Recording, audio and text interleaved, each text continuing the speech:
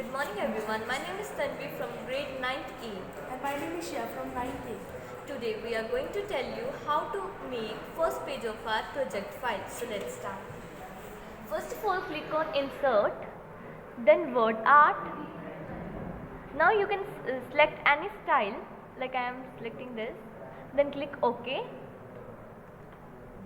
Then you can see this has been written. Now we have to select logo, so we will go on pictures or clip art. It's your choice.